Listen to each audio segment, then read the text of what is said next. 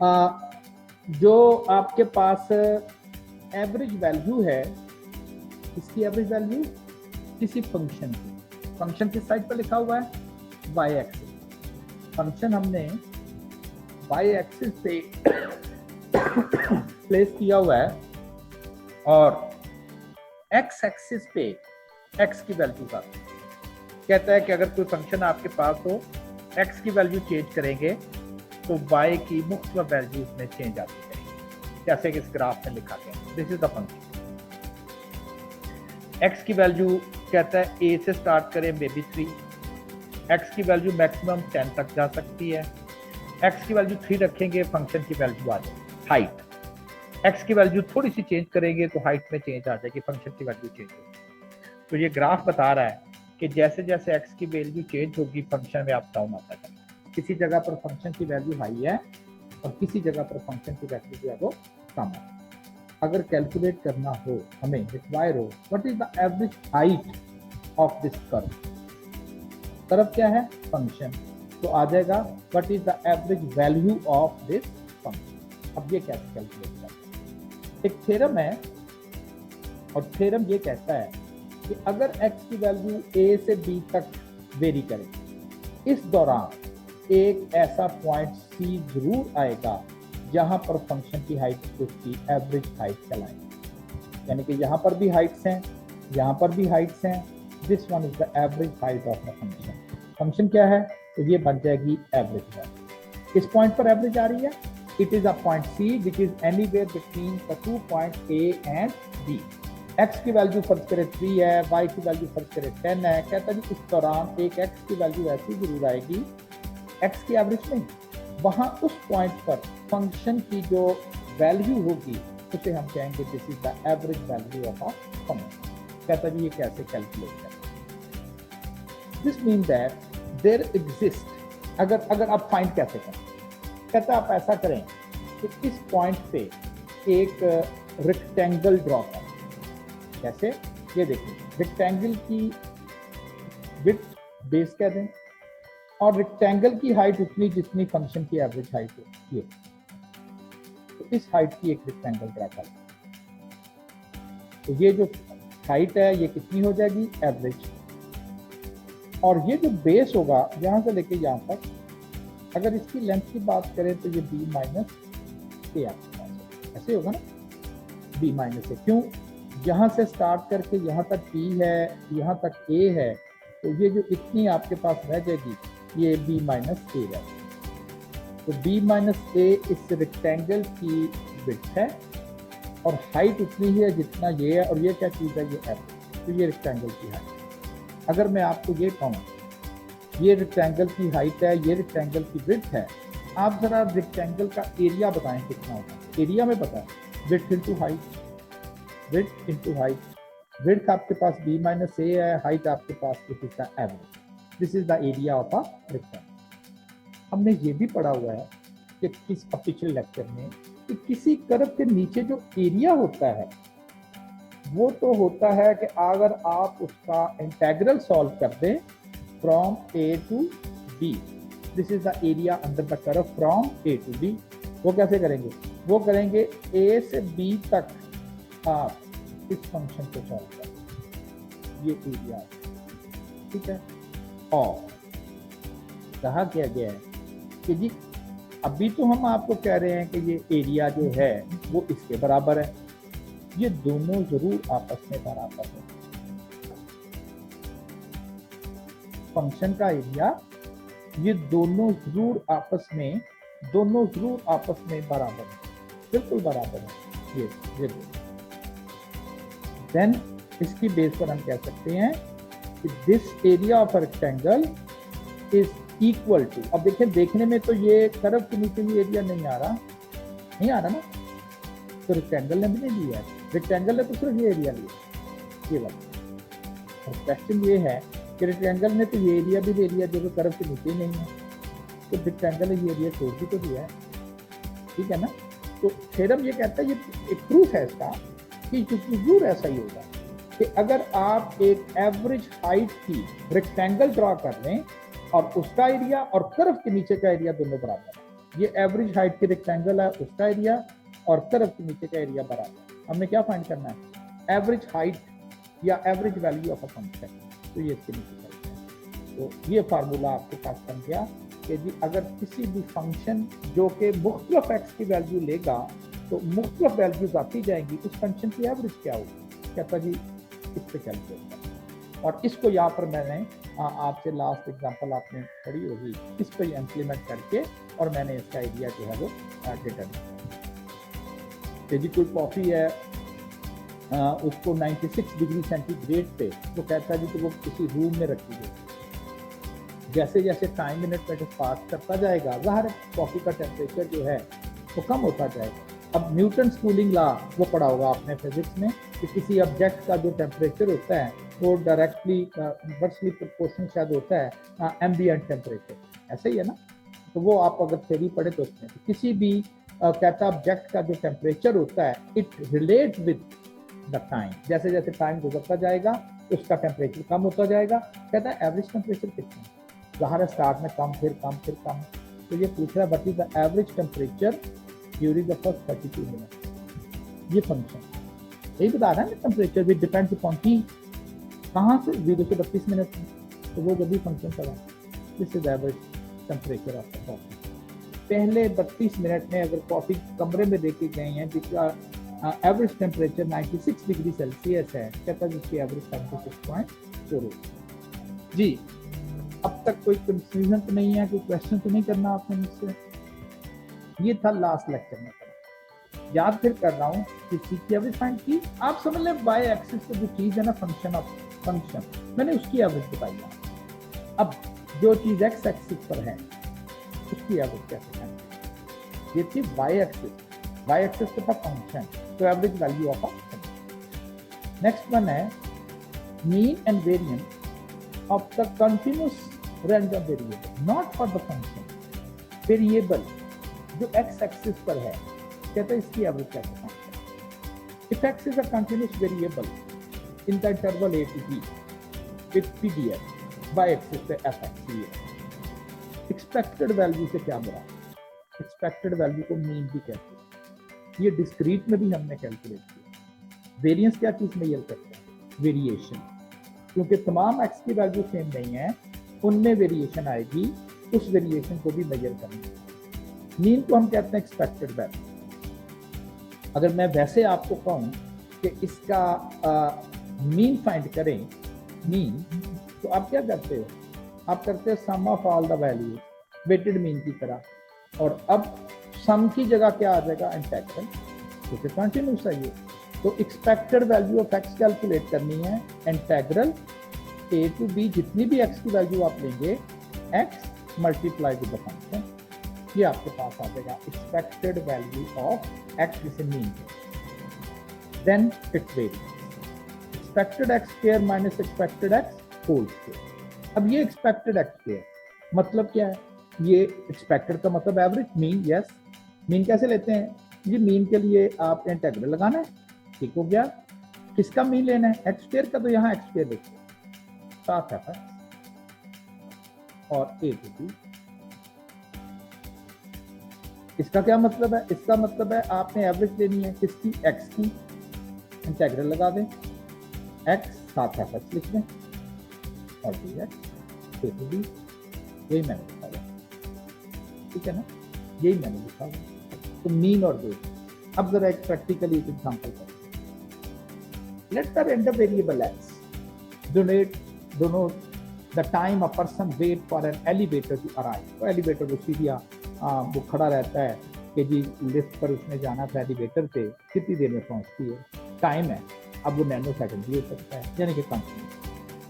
Suppose the longest one would need to wait for the elevator is 2 minute. कहता है जी कि आप कर ले कि 2 मिनट से ज़्यादा लेट हो सकती है, उसे वेट करना पड़ सकता है एलिवेटर का, कि अभी तक एलिवेटर आई नहीं है, सीढ़ियाँ चलने वाली, तो वो 2 मिनट है।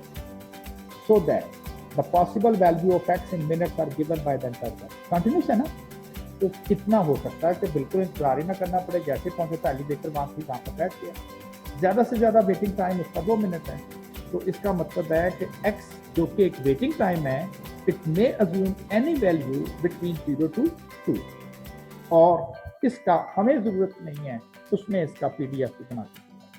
कहते हैं अगर आपने प्रोबेबिलिटीज वगैरह कैलकुलेट करनी हो तो इस फंक्शन से कैलकुलेट कर। लेकिन एक जो इंपॉर्टेंट चीज है वो ये है कि टोटल इंटरवल है 0 से 2, ये टोटल, ये उसका टोटल वेटिंग टाइम है। लेकिन इस फंक्शन के बिहेवियर 0 से लेके 1 तक इसका बिहेवियर है ये वाला, यानी कि अगर आपको 0 से 1 तक की प्रोबेबिलिटीज कैलकुलेट करने के लिए कहे तो वो आप यहाँ से करेंगे, अगर 0 और 1 के दरमियान में कहें। लेकिन अगर 1 और 2 के दरमियान में कहेंगे तो इस फंक्शन का बिहेवियर ये हो जाता है। 0 से 1 तक एक पैटर्न, एक बिहेवियर ये वाला, इससे आप कैलकुलेशन करेंगे। और अगर 1 से 2 तक x की वैल्यू वेरी करोगे तो फिर इसकी कैलकुलेशन की।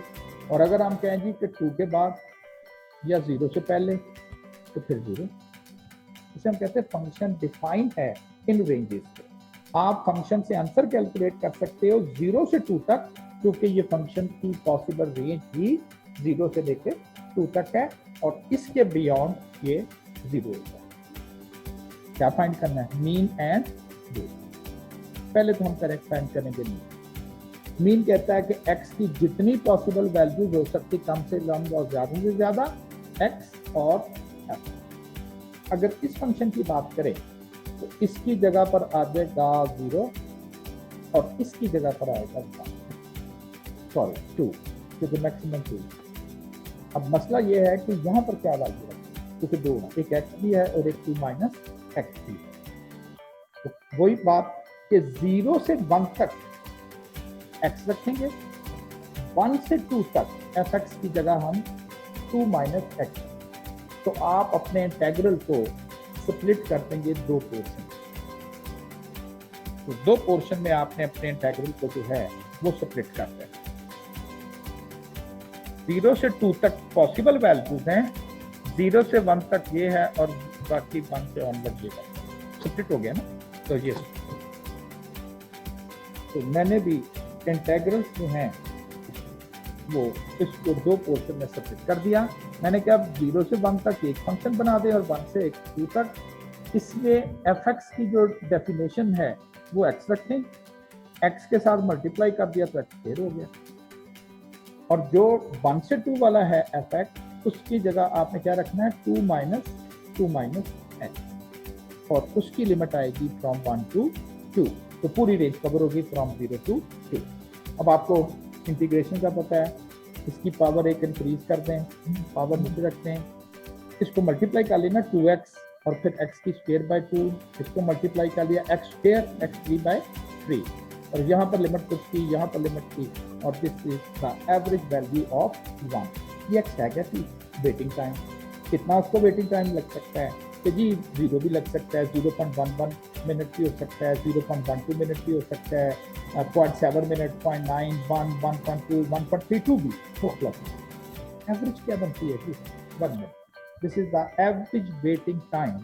यदि on the average elevator 1 minute के बाद पहुंच ही जाए, क्या हर शख्स को 1 मिनट वेट करना पड़ेगा? नहीं, ये तो एवरेज है। हमें पता है एवरेज क्या है। जी बैट्समैन की एवरेज 40 हर दफा तो नहीं 40 स्कोर करता, तो 40 के गिर गिर वेरिएशन कहते हैं। वेरिएशन स्टैट वाले कहते हैं फिर वेरिएंस लो, वेरिएशन तो वेरिएशन वही चीज। तो यहाँ क्या रखना है? तो स्प्लिट कर अलग अलग रखना। यहाँ x रखेंगे और यहाँ 2 माइनस एक्स और उसके बाद इनके इंटेग्रल्स। ये तो सिंपल से हैं, आपको लास्ट टाइम कैलकुलेटर से भी इंटेग्रल्स बता दिए गए। तो 7/6 और अगर आप इसको लिखना चाहें तो 1/6 ऐसे ही है ना, 7/6। ये किसकी वैल्यू आ गई? ये आ गई x स्क्वायर। हमने तो वेरिएंस फाइंड करना है, तो वेरिएंस कहता है तो जी एक्सपेक्टेड एक्स स्क्वायर का आंसर ले माइनस एक्सपेक्टेड एक्स, तो पहले कैलकुलेट किया जा चुका है, 1 उसका स्क्वायर लें तो ये 1/6 इसका आंसर। तो मीन एंड वेरिएंस किसका? x का। x किधर है? x एक्सिस पे। पहले किसका फाइंड किया था? फंक्शन के एवरेज। अब किसकी फाइंड की एवरेज? x फंक्शन की नहीं बल्कि x की एवरेज हमने फाइंड आउट। जी कोई क्वेश्चन तो नहीं है? आपने कोई क्वेश्चन तो नहीं मुझसे करना? If anyone has a question please आप। अच्छा जी, यहाँ तक तो कंटिन्यूस वेरिएबल अगर हो तो उसकी वैल्यू और उसकी एवरेज और बाकी चीजें जो हैं वो किस तरह से हमने कैलकुलेट की। नेक्स्ट वन आ गया है constructing the cumulative distribution function CDF। और अगर आपको PDF दिया हुआ हो तो आप उससे CDF जो है वो कैसे कैलकुलेट करेंगे? याद है क्यूमुलेटिव डिस्ट्रीब्यूशन फंक्शन? मैंने कहा था, एग्जांपल दी थी आपकी GPA, ये एक सेमेस्टर की होती है, साथ क्यूमुलेटिव लगा दिया तो CGPA हो। CGPA का मतलब होता है अप टू दिस मंथ। मैं कहूँगा ना तीसरे सेमेस्टर की GPA कितनी है तो आप सिर्फ फर्स्ट सेमेस्टर की बताओगे, लेकिन अगर कहूँ तीसरे सेमेस्टर की CGPA कितनी है तो इसका मतलब है तीसरा, दूसरा और पहला, उससे नीचे जितने भी है सबको क्यूमुलेट करके और फिर मुझे आंसर दोगे कि यहाँ तक मैं इतने सब्जेक्ट पढ़ चुका हूँ और मेरी क्यूमुलेटिव बनती है वो ये वाली। कहता जी के इस क्यूमुलेटिव डिस्ट्रीब्यूशन फंक्शन को तो हम लिखते हैं कैपिटल F के साथ और स्मॉल को हम बाहर है स्मॉल x के साथ ऐसे लिखते हैं। अगर इसके साथ x लिख दिया जाए तो टेक्निकली इसका मतलब होता है कि जी डिस्ट्रीब्यूशन फंक्शन x का मतलब है कि आपने प्रोबेबिलिटी फाइंड करनी है x की तमाम वैल्यू जो कि x पर उससे कम है। लाइक इधर 5 कर दिया तो इसका मतलब हो जाएगा 5, ऐसे ही है ना। तो कहता है जी कि एक जनरल क्यूमुलेटिव डिस्ट्रीब्यूशन फंक्शन बनाएं। तो डिस्ट्रीब्यूशन फंक्शन की डेफिनेशन क्या है कि जी डिस्ट्रीब्यूशन फंक्शन कहता है कि जितनी भी प्रोबेबिलिटीज कैलकुलेट करनी है कहाँ तक करनी है? x और बिलो, x और बिलो। अब देखिए ये जो x है ये -2 और 1 सकती है, ये रेंज है ना। मैं कहता हूँ x और बिलो क्या है? x is any number from -1 to 1, any number. अगर मैं कहूँगा कि फर्ज करें x यहाँ पर है, यस पॉसिबल है, लेकिन वो -1, -2 और 1 के दरमियान।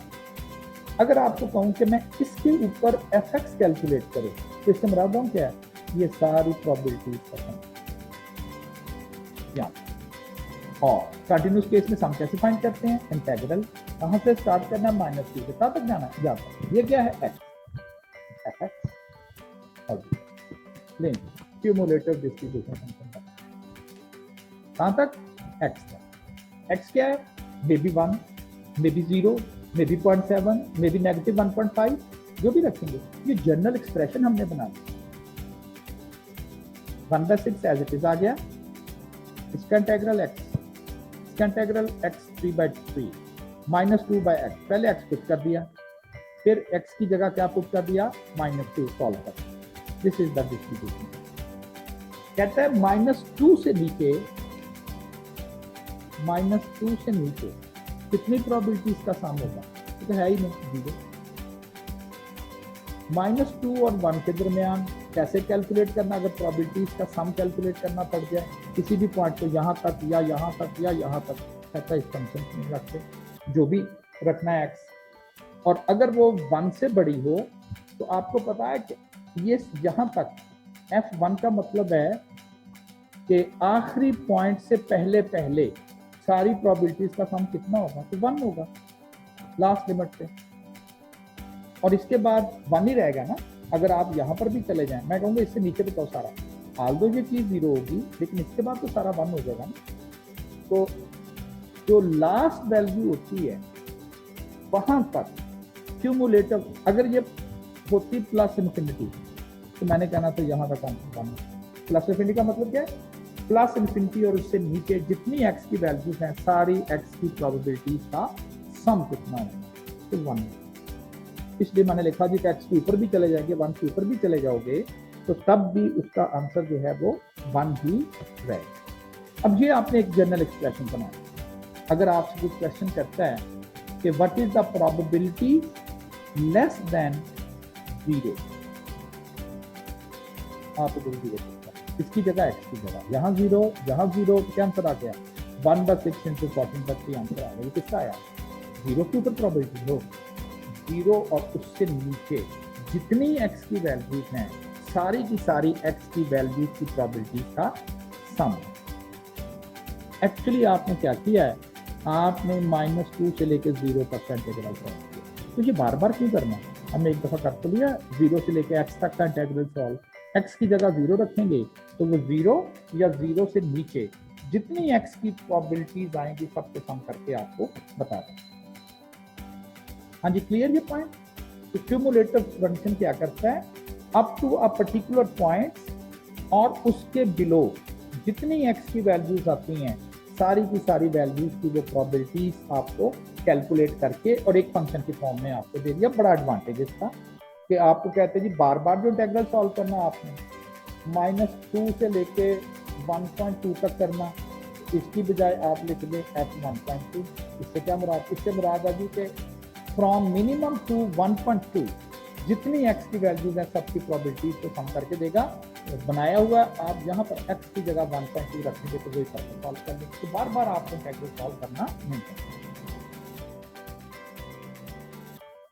कंसिडर द फॉलोइंग पीडीएफ 1 से लेकर 3, यानी कि x की मिनिमम वैल्यू 1 हो सकती है, मैक्सिमम वैल्यू 3 हो सकती है और x इसके दरमियान नहीं कहीं नहीं। कहता है इसके बाद वो 0, इसके बाद उसकी प्रोबेबिलिटी जो है वो 0। अगेन कहता है क्यूमुलेटिव डिस्ट्रीब्यूशन फंक्शन फाइंड करिए। कहता है तमाम प्रोबेबिलिटी x की लेस देन और इक्वल टू x। कहां से स्टार्ट हो रहा है, 1 से। कहां तक फाइंड करने की, x तक। x क्या चीज है, वो ये भी हो सकता है, ये भी, इसके दरमियान कोई भी पॉइंट x हो सकता है, f भी है।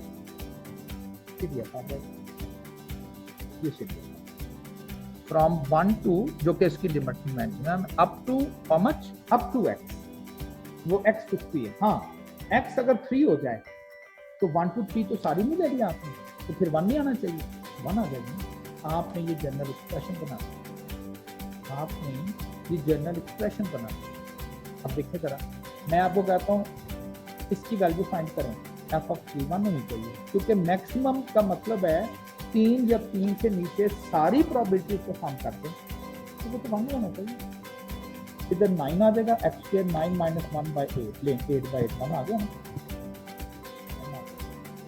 अगर आप कहेंगे जी 2, तो टेक्निकली इसका मतलब है 1 से लेकर 2 तक सारी प्रोबेबिलिटी को सम करना। इसकी क्या मुझे इधर 2 रखना, 4 - 1 3/8 आंसर आएगा, करके देख लीजिए। तो क्यूमुलेटिव डिस्ट्रीब्यूशन फंक्शन एक स्ट्रक्चर बना के आपको दे देता है और आप उस स्ट्रक्चर से जो जहां तक की भी प्रोबेबिलिटीज आपको कैलकुलेट करनी हो, आप उनकी प्रोबेबिलिटीज कैलकुलेट कर। अच्छा, सेकंड उसने कहा है find Q1 Q2 and Q3। ये जो Q1 Q2 Q3 है, आप थोड़ा सा याद करें तो जो मैंने आपको रिव्यू करवाया था स्टैटिस्टिक्स का, इनको हम कहते हैं क्वार्टाइल्स। ये क्या होते हैं क्वार्टाइल्स, ये डेटा की वो वैल्यूज होती हैं जिनके फर्ज करें ये सारा डेटा टोटल, इसके नीचे 25% डेटा इसके नीचे है, इसके नीचे 50% डेटा है और इसके नीचे 75% डेटा है। इसको Q1 कहते हैं, इसे Q2 कहते हैं, इसे Q3 कहते हैं। तो क्वार्टाइल्स वो वैल्यूज होती हैं जो डेटे को 100% अगर हो तो 25 25 25 के 4 पीस कर देते हैं, 1 2 3 और 4। Q1 का मतलब है फर्स्ट क्वार्टाइल, Q1 का मतलब है इसके नीचे कितना डेटा है, 25%। Q2 है सेकंड क्वार्टाइल, इसके नीचे कितना डेटा है, 50%, ये सेंटर में होता है। Q3 है थर्ड क्वार्टाइल, इसके नीचे कितना डेटा है, 75%।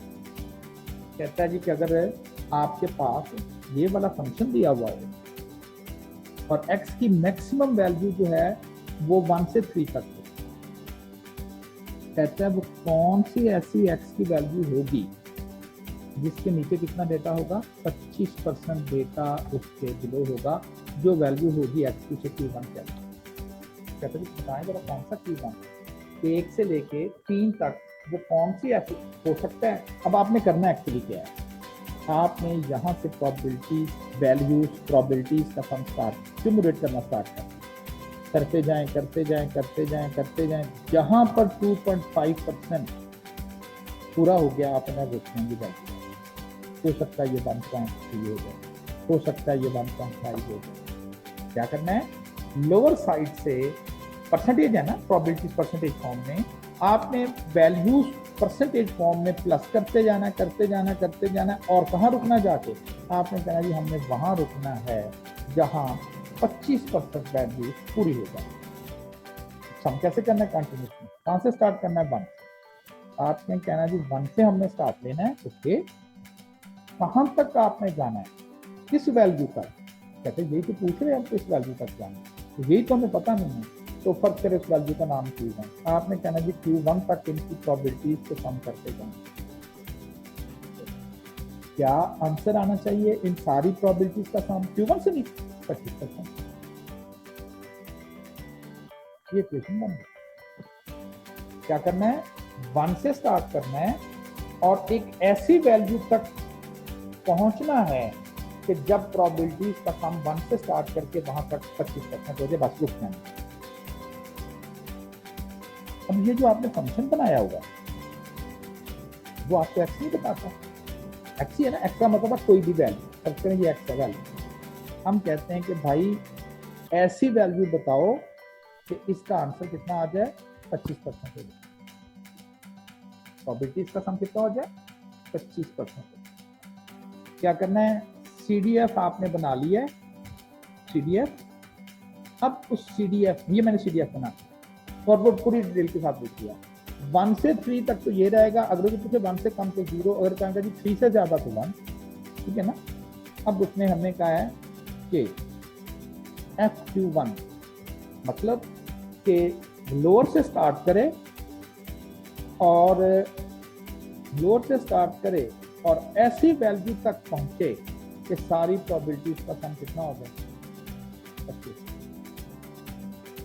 अब Q1 क्या है, वैल्यू है, वहां तक जाना है, तो आप उस वैल्यू को याद रखें, Q1 स्क्वायर माइनस 1/8,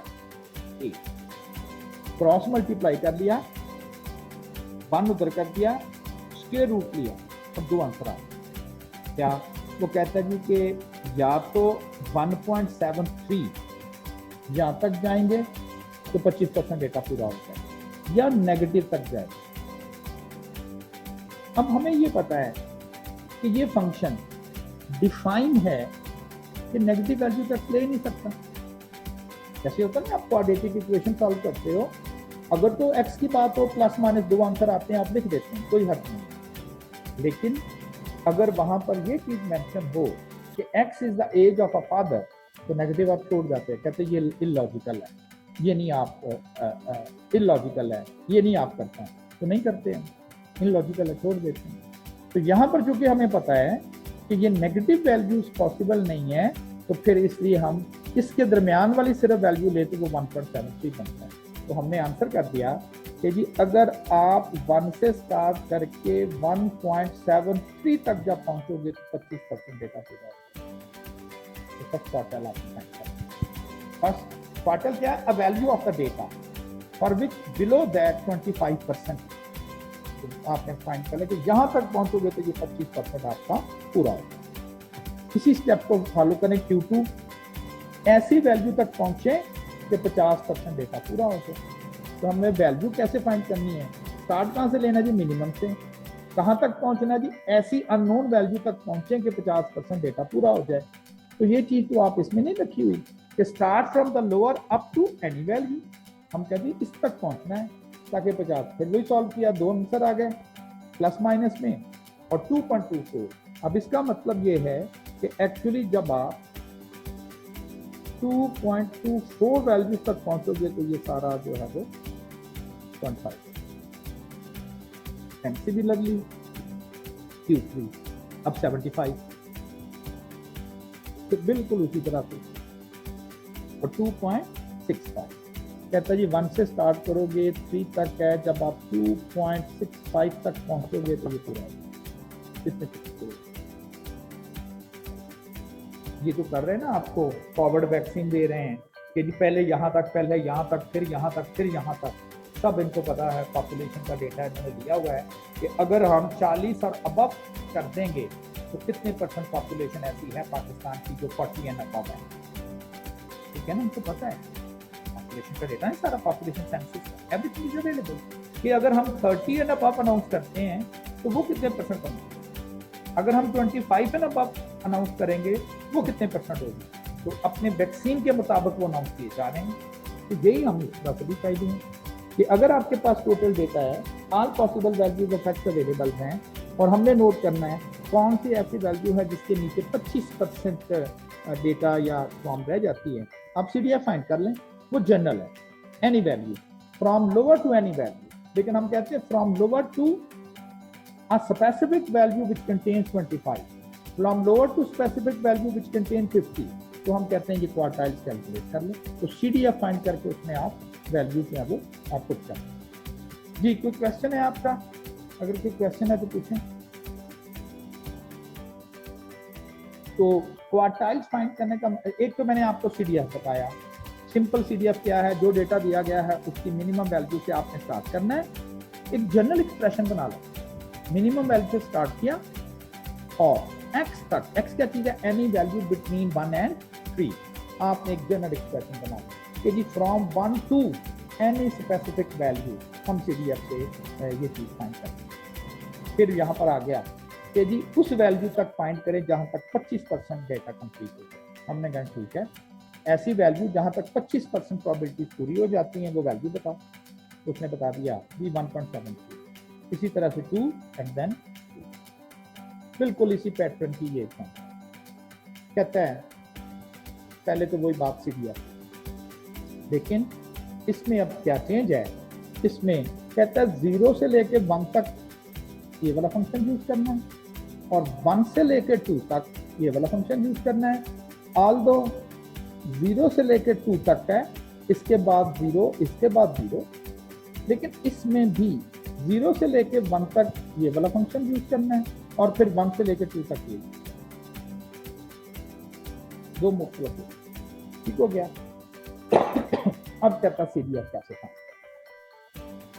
अब हमने CDF फाइंड इस तरह से हम करेंगे कि जब आप 0 से लेके 1 तक का यूज करेंगे क्यूमुलेटिव में, मैंने ऊपर लिखी है कि जी अगर तो आपने 0 से 1 तक, तो स्टार्ट कहां से लिया, 0 से, और 1 से पहले पहले तक कोई भी x वैल्यू की प्रोबेबिलिटी फाइंड करनी हो तो क्या करना, ये फंक्शन, क्योंकि ये कांस्टेंट है वो मैंने पहले लिख दिया dx। तो 0 से लेके 1 तक कोई भी x की वैल्यू अगर आप लें और उसकी प्रोबेबिलिटी पूछेंगे यहाँ तक कितनी होगी, तो हम ये वाला फंक्शन देखते हैं। इसका इंटीग्रल क्या आ जाएगा, x, और ये आ गया x/3। ये जो x/3 प्रोबेबिलिटी है ये कहां से लेके कहां तक, start from 0 up to 1, x इससे नीचे नीचे होगा तो आप इधर से x की वैल्यू से उसकी प्रोबेबिलिटी। तो कहता है जी अगर 1 से 2 तक चले गया तो फिर तो डेफिनेशन चेंज करनी पड़ेगी, लेकिन अगर आप एक चीज को गलती नहीं करनी है आपने, 0 से 2 और 1। अब जब मैं कहूंगा x यहां पर है तो आप लोअर लिमिट 1 से स्टार्ट लेंगे और यहां तक की प्रोबेबिलिटी लेंगे, ऐसे ही है ना। लेकिन CDF का तो मतलब होता है अप टू x, जबकि आपने क्या किया है, आपने तो 1 से स्टार्ट करके x तक चले गए, जबकि हमें कहां से लेना है, 0 से लेना चाहिए। अप टू का मतलब तो यही है। अगर मैं आपसे कहूं कि जी ये 1.7 से बिलो लेनी है, आपके जी ये ले लें, ये तो 1 और 1.7 तक है, 7 तो ये नहीं शामिल होना चाहिए, हाँ ये भी होना चाहिए।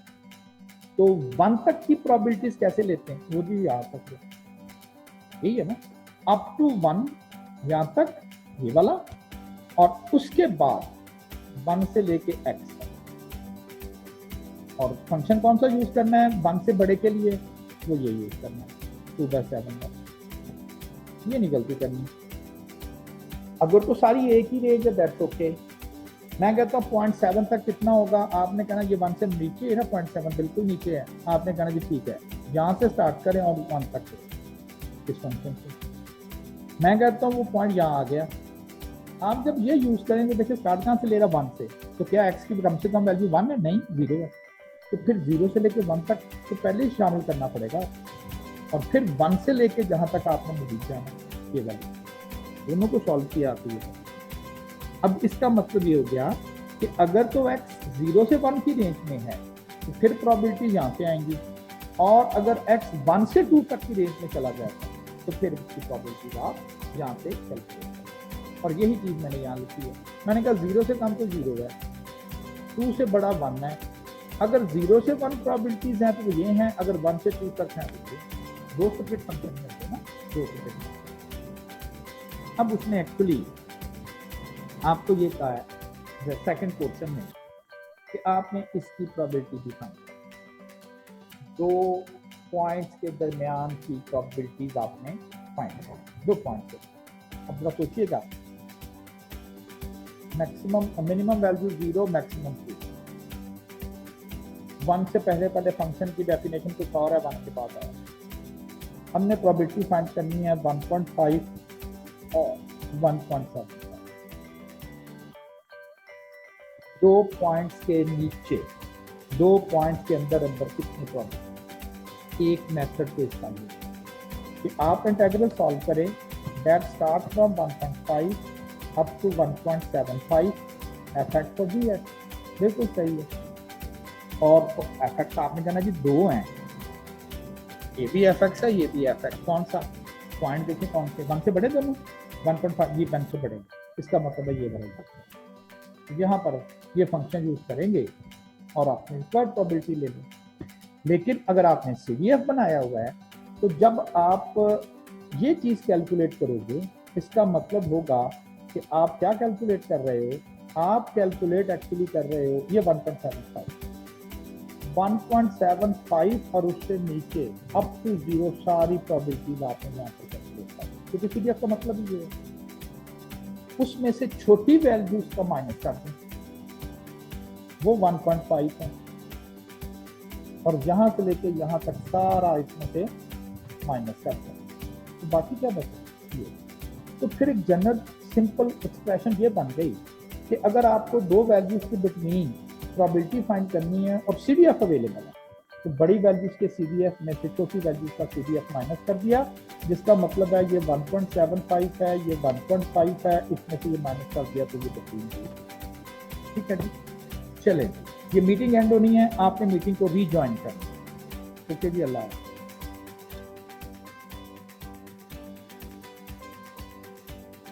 जी तो ये हमने फाइंड कर लिया कि आपने CDF कैसे फाइंड करना। फिर क्वेश्चन आ गया कि जी अगर आपने दो पॉइंट्स के दरमियान ये प्रोबेबिलिटीज कैलकुलेट करनी हो तो ये कैसे कैलकुलेट करें, दो वैल्यूज के दरमियान प्रोबेबिलिटीज। तो क्या करेंगे, चेक करेंगे कि f of the larger value minus f of the smaller value. मतलब ये कि जी 0 से स्टार्ट किया, लाइक फर्ज करें मैं आपको कह रहा हूँ ये फैसलाबाद है, ये लाहौर, ये शेखुपुरा। मैं अगर आपको कहूँ शेखुपुरा से लाहौर तक का डिस्टेंस बताओ कितना है, लेकिन आप कहें जी ये तो नहीं पता मुझे, फैसलाबाद से लाहौर भी आता है, फैसलाबाद से शेखुपुरा भी आता है, तो क्या करें, फैसलाबाद से Lahore f of larger minus Faisalabad से शेखुपुरा आ जाएगा ना, ये वाला यही कर रहे हैं। f का मतलब समझना, start from 0 up to this, start from 0 up to this, start from 0 up to this, start from 0 up to this, तो आ गया ना दो वैल्यू के दरमियान का CDF मालूम हो तो किस तरह से आप कर सकते हैं। अच्छा ये जो ग्राफ आप देख रहे हो कहता है कि ये जो फंक्शन है अगर वो 0 से स्टार्ट हो और 1 तक जाए तो ग्राफ ऐसे चलता है फंक्शन। लेकिन अगर वैल्यू 1 से लेके 2 तक जाती है, ये मैं पिछली बात कर रहा हूँ इसकी, 1 से लेकर 2 तक जाती है तो फंक्शन ऐसे चलता है, और अगर 0 से 1 तक है तो ये। तो देखें 0 से 1 तक की अगर प्रोबेबिलिटीज इसका फाइंड करेंगे तो कहता है ग्राफ ऐसे चलेगा, और अगर इससे ऑनवर्ड है तो ग्राफ का बिहेवियर जो है वो डिफरेंट हो जाएगा, 1 से 2 तक डिफरेंट हो जाएगा, ऐसे ही है ना। अब अगर आपको ये मैं कहूँ कि इसका मीडियन फाइंड करें, मीडियन एक ऐसी वैल्यू होती है कि जो लोअर से लेके और उस वैल्यू तक 50% डेटा कंप्लीट हो जाता है, उसे मीडियन कहते हैं। ये इशू नहीं आना था अगर 0 से लेके मैक्सिमम तक एक ही ग्राफ चलता, एक मैंने कहना था 0 से स्टार्ट करें, जहां 50% आगे पूरा हो जाएगा, ठीक है ना। अब मसला क्या है, ये दो चल रहे हैं, 0 से लेके 1 तक तो ये है, और 1 से लेके 2 तक का तो ये वाला है। अब मसला ये आएगा कि जो वैल्यू है, क्या वो 1 से छोटी है या वो 1 से बड़ी है, जहां पर 50% डेटा पूरा होता है, ये तो नहीं पता। ये तो नहीं पता कि अगर तो वो 50% डेटा पूरा हो जाए 1 से पहले तक, तो फिर तो मुझे ये यूज कर लेना है। और अगर 50% डेटा पूरा होता है 1 से बाद का भी किसी वैल्यू में, तो फिर तो मुझे ये यूज करना है, तो ये नहीं पता। अब उसमें कंफ्यूजन नहीं था, क्योंकि उसमें थ्रू आउट एक ही फंक्शन चाहिए। अब दो चल रहे हैं, 0 से 1 तक कुछ और है, 1 से लेकर 2 तक कुछ और है। मुझे अब ये नहीं पता कि 0 से 1 तक 50% पूरा हो जाएगा या 1 से भी बड़ी वैल्यू को लेनी पड़ेगी। अब इसको चेक कैसे करना है? सबसे पहले कि मीडियन क्या इससे कैलकुलेट होगा या मीडियन इससे कैलकुलेट होगा। तो क्या करें, पहले आप कैलकुलेट करेंगे कि 1 तक, यानी कि जो इसकी मैक्सिमम वैल्यू है जहाँ तक, ये सारा एरिया बनता कितना है। सीडीएफ हमने फाइंड किया यहाँ 1 का, 1 से पहले 33% एरिया बनता है, 33%। तो फिर मीडियन 1 से छोटा नहीं हो सकता। वो 1 भी अगर हो जाए मीडियन, तो 50% डेटा तो नहीं है उसके नीचे, उसके तो नीचे डेटा ही 33% है। तो मुझे इस चीज की कंफर्मेशन हो गई कि जो मीडियन वैल्यू है वो ग्रेटर देन 1। समझ आई ना? आप क्या करें, स्प्लिट है, आप कहते हैं मैक्सिमम वैल्यू 1 तक एरिया देखते कितना बनता है, 33% बनता है, 50% तो फिर हो ही नहीं सकता। आपके जिसका मतलब श्योर हो गया कि एक्स की वैल्यू जो है ना वो 1 से लेकर 2 तक है, तो मुझे श्योर हो गया कि अब आपने ये यूज करना। अब ये यूज करना है फंक्शन, ये देखें, और बताना है कि कहां तक वो वैल्यू है, एम कहां पर है कि 50% डेटा कंप्लीट हो जाएगा। लेकिन ये नहीं यूज करना, ये यूज करना। वो वैल्यू सॉल्व किया, 1.40 ये देखिए 1.40 कहते हैं जी कि इससे ऊपर भी 50% डेटा जो मैंने येलो किया, और इससे नीचे ये वाला, आप कहेंगे ये तो बहुत ज्यादा, नहीं ये कम है ना, ये भी 50 है, वो भी 50,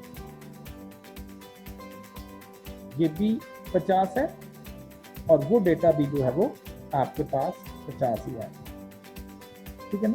तो वो डेटा भी एग्जैक्टली आपके पास 50 ही आ गया।